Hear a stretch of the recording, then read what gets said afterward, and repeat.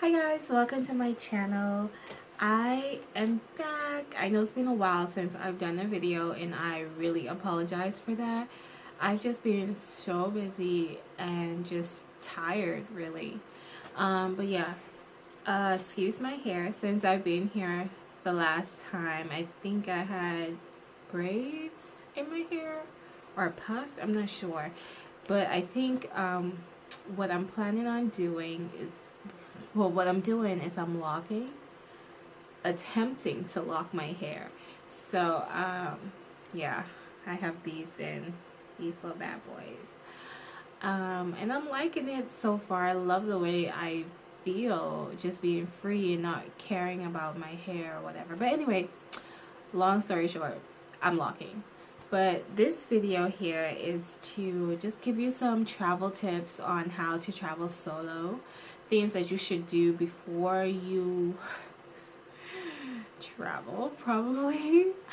And these were pretty much mistakes I made along the way. So hopefully this video would help you to avoid making some of the same mistakes I did. So stay tuned for that.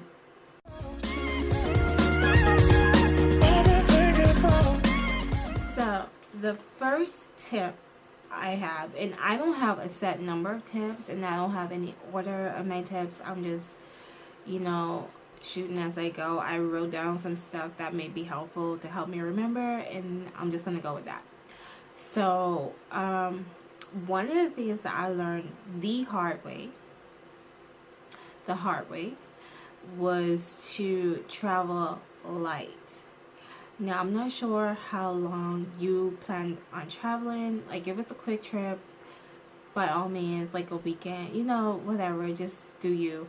But if you're traveling long term, and even for like a couple months, even if it's just a couple months, you want to travel light. Because the reality is you do not want to be stuck somewhere, not knowing where you're staying. And trust me, you will encounter stuff like this when you travel long term. So you don't want to be stuck somewhere, not sure where you're going to stay. You may have run into some trouble, or you may pick up and just go someplace that wasn't planned, so maybe you don't have reservations right away.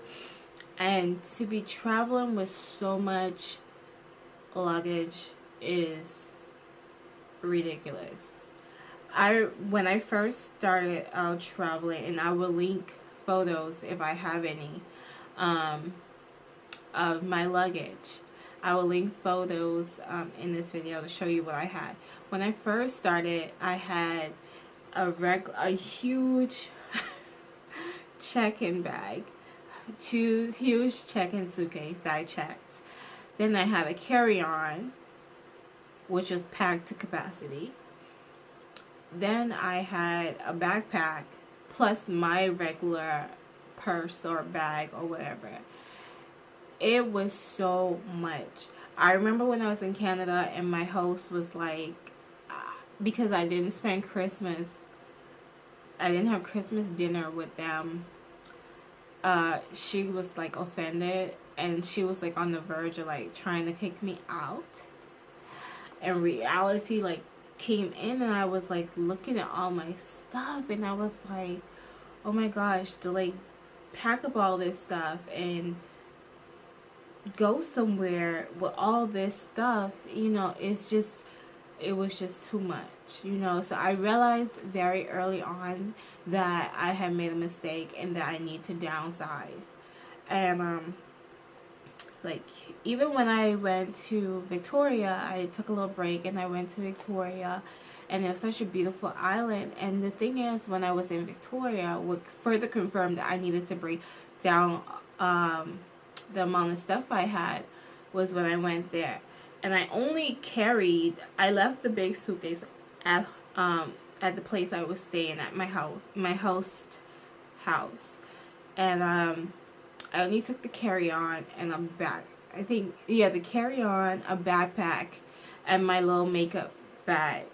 And I only took those 3 things. And oh my gosh, that was enough. That was even more than enough that I needed. I felt as though I probably only needed to take a backpack. So I realized that I needed to downsize. I needed to get rid of some things because I'm traveling way too heavy. And you don't want to be in your trip and realize that you have so much stuff. It's the most uncomfortable feeling, you know. So, and then half the things I did not even wear, half the things I did not even use. So when you're packing, make sure you know how long you're going for, what type of things you want to do. Like, if you have to stay like at a hostel for the night, could you just stay without having to like rent, you know, extra luggage, or have them look after your bags or whatever because you have so much stuff? Can you take your backpack or your luggage with you as you leave the hostel each day? You know, if you don't feel comfortable leaving your stuff behind. So these are the things that you really want to think about. Like, if you're going to be doing solo long-term traveling and or budget traveling, 9 times out of 10 you're not going to be in a hotel where you could leave your stuff in the room. You know, you're not going to be renting out villas and stuff, you know, where you could leave your stuff in a safe place. So most times you're going to either be couch surfing or finding like a host family, or staying at a hostel or something like that. Especially if you go to Europe, hostels are like the thing, you know. So really think about that. Really think about what you're doing, how long you're traveling, you know, your accommodation status and stuff like that, and pack accordingly. You do not want to be stuck. Because when she wanted to, like, you know, she was in her feelings and she wanted to like let me go, I was like, oh my gosh, where am I going? How can I sleep if I needed to be a bum and sleep somewhere? Where am I going with all of this stuff? So you really want to think that through. And so, like, when it came down to the end of my Canada trip, I was like, there's no way I'm taking this stuff. I'm going to bite the bullet and ship it. And I shipped it to my mom's address. And shipping is so expensive. So that's one thing you really want to keep in mind. Like, if you travel too heavy and you have to be and you have to send back some items and stuff, think about the country you are in, how expensive it is, and how expensive shipping can and will be, you know. And I think I paid almost $200 to ship that bag back to my mom's address. And I was so bummed. I was so bummed. Because when you're traveling and you're on a budget, like, that $200 comes in real handy. So to make a mistake like that and have to bite the bullet later, it's save yourself the trouble and don't do it. What I would recommend, you know, is getting a backpack. That is ideal. You know, people don't like it because, you know, it just screams tourist and it's not cute and whatnot. But right now, I think I'm going to invest in getting a backpack, because even though I have a carry-on, I still want to downsize some more. So I think just having one backpack, one day pack, and a purse will help me, because the day pack, you could break it down, put it in your backpack if you're not using it. So I think that's the way to go. Or, you know, just simply stick to the one carry-on and one backpack and you'll be fine. But don't do what I did. It was so crazy. It was so crazy. And only pack what you need. Like, if you're going to be doing long-term traveling, you don't want to be traveling with your large lotion, large body wash, large shampoo. You don't want to be buying those things either. If you're staying in a place for, like, let's say 3 to 6 months, then yes, you can go ahead and purchase, you know, your shampoos and stuff when you get there. There's shampoo everywhere. There's soap everywhere. There's lotion everywhere. There's sunscreen everywhere. So wait till you get to your destination, because it lightens your load and it saves you just a lot more space. And just go it. And to be honest, when you're traveling, you can't. Anyway, that's a different one. I'll get into that later. But just go ahead and buy those stuff when you reach, okay? The next, I was terrible at traveling, guys, terrible. But the next thing is, do your research. Do your research. Like, I cannot stress that enough. Do your research. Okay? Like, if you know you're gonna be away and you know this area you want to go in, do your research. Make sure you know what's in that city. Is it going to have access to the things that you need? If they don't, can you survive without it? Because I was in the most countryest area of Canada, okay? I was up in the Caribou, and let me tell you, it was so country. The nearest Walmart was like an hour away, and they really didn't care. Anyway, it's just do your research. Know what's in that city. If, like, I have natural hair and it's winter, like, I need to get my hair braided, I need access to hair products. Do your research. Know what's there. Know if they're going to have the activities that you want. Know if it's going to be diverse enough, because honestly that place wasn't, but it was a lovely, lovely area. I cannot deny it that. But just do your research. Know if it's going to be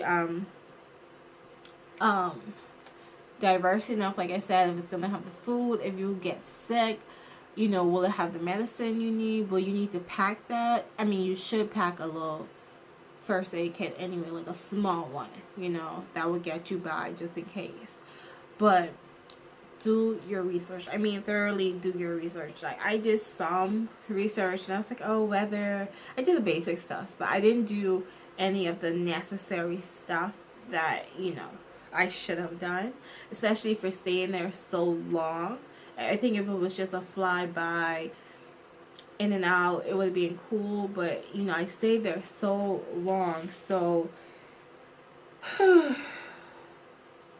do your research. Do your research, and don't just go by what other people say. Do it for you, because everyone has a different experience, and everyone, just do it for yourself. You know, I don't know if anyone else on YouTube is telling you this. Do your research. I mean, I don't think they are, because I think I did before traveling. YouTube is one of the first places that I kind of like looked at and stuff like that, and it didn't say to. No one told me to do my research, so do your research, okay? Yeah. So that's enough on that. And then the thing is, the next point or tip I want to give is just have a basic plan. Like, after you do your research, have a basic plan. You know, you don't have to stick to it, because honestly, I love free travel, like not making a bunch of plans, just going with the flow. I love that. But when I say have a basic plan, have a basic plan, because you don't want to be losing money because you didn't plan your trips properly. Like, for example, like, if you're in Europe, you know, like, you wouldn't want to leave Europe and then go to somewhere in the Caribbean and then come back to Asia, you know, because that's kind of crazy. Whereas you could try to, like, because once you're in Europe, they have trains, they have, what else? Boat buses, and even very, very cheap airline flights. So kind of know, like, okay, if I'm going to Germany this week, then maybe I could go to like Finland or something, and then from Finland I'll go to Spain or something like that, because it's gonna save you money. The transportation is so cheap, you know what I mean? So just have a basic plan of what it is, how long you plan to travel. I mean, yeah, you can't really say how long you plan to travel, how long your money will allow you to travel, how long you feel like traveling. Yeah. And then just kind of plan those points. Like, don't go from here to here to here to here. Kind of go like in a consistent circle, you know, and just plan it like that. It will save you a lot of time and a lot of hassle, and it will save you a lot of money. Do as much free things as possible. So that goes under research too. So, you know, try to have a plan for just basic activities. Like if you know you're going to London, just think of some stuff on the top of your head that you would want to do, and kind of like Google the free activities so you won't be there and just kind of like stuck, because some of these cities and places and countries are very huge and it can be overwhelming. So just have a basic plan. You don't have to follow it, because like when you get places, you meet other travelers, other backpackers, and you know, they tell you some, even locals, you know, they tell you like some insights and the cool places to go and what's cheap and what's free. So you'll be fine, but just have a basic structure, a basic idea of things that you want to do. Like I know I want to go zip lining very soon. I know these were things, and pretty much everything that I wanted to do whilst I was here, I did so far. I did it in one day. You know, because those are things I want to do. So now I'm just open to being spontaneous and going with the flow, which is so much better, honestly. What else? What else? I think that's it for planning. Just have a basic structure, and then budget. You know, the most expensive things, and people think that it's so expensive to travel. It really isn't. You know, if you really if you're really good at budgeting, like I'm cheap. I'm cheap-ish. Like I like things, like good stuff, and I like to eat well, but it doesn't have to kill your pockets. So try to do as much things that way your money can last longer, and you could do more things. You could go more places. You know, because sometimes the tickets are like I said, when you reach Europe, sometimes the tickets are like £30, 30 euros. You know, it's inexpensive. It's like under 100 euros for a ticket. So you'll be fine. But the most expensive thing is your initial ticket. I must say that. Your initial start ticket to leave wherever you're from, that is the most expensive thing. So once you plan for that, and then you have a good chunk of money, you could pinch, and you could say, well, I want to live off of $10 a day. I don't think anywhere is $10 a day. No, because I want to live off of $10 a day, you know, and it's easy ways to, you know, really stick to that. You could go to the grocery store, you could cook, you could get already prepackaged meals, you could get noodles, you know, anything just to save that money. Yeah, so I think figure out another way to help you with budgeting, and why I say to have like a basic plan, a basic structure, is because you could go ahead and see how you plan. Like say you're in Europe. I'm going to use this because Europe has such a good transportation system, so I'm going to keep using it. But once you're in Europe, instead of you know, instead of catching a plane, it may be cheaper to catch the bus, and it may be not as long, you know. So have a basic plan that goes back to that, but budget around that. Instead of taking that $50, 50 pound, 50 euro. I named off so many currencies just now. A 50 euro flight, you could probably find a train or a bus that's 15 euros, and that saves money. So yeah. And then also with accommodations, figure out where you're going to be staying, how you plan on, you know, like living while you're traveling. Are you going to be doing hostels? Are you going to be doing couch surfing? You know, in anything you do with accommodation, I must say, use your better judgment, use your discernment. You know, be aware of like scams and stuff like that, and be aware of shady people, because you know it's some serious stuff that happens out here. But I love couch surfing. Like I will use couch surfing all the time, as much as possible, because you get to meet people. Like when I was in Victoria, I couch surfed with this lady, and she was like amazing. She was a nurse. Um, I read like all her reviews on the website, made sure she wasn't crazy, and I stayed with her, and right there and then, like, even though she was working some days, the days that she wasn't working, she told me, come on, tag along. And she took me around. She showed me places. She introduced me to her friends, and we all went out. It was really good. So I like couch surfing for that. But the hostel, if you don't feel like that's safe enough or whatever, the hostels are amazing. You get to same experience because you get to meet other travelers that are into doing stuff. And also some hostels have like where people take you out or just entertain you, and it's just a really social environment. So figure out where you're going to be staying. All that helps with your budgeting, and go the cheapest way. You know what I mean? You don't have to be staying in a hotel if you ain't got it. You don't gotta be staying at Airbnb, you know. I honestly would, if you go to Bali, do an Airbnb because they're amazing. But other than that, you know, there are other ways to travel very inexpensively. And I wish people would just take the leap. You know, it gets expensive. Now, things do add up, you know. But you can travel. It's possible. It's possible to travel on a very strict budget as well. You know, but leave yourself some leeway for fun. Alright? And also to figure out your phone situation. Like, if you have a great plan that isn't going to cost you an arm and a leg for roaming, then I would just recommend, I have two phones. I have my nice phone, and then I have this little cheap like bubbler phone. I'll take a picture. It's so hideous. It's awful. It's the slowest phone ever. You can't take good pictures. I think I'm gonna upgrade and get me a different one.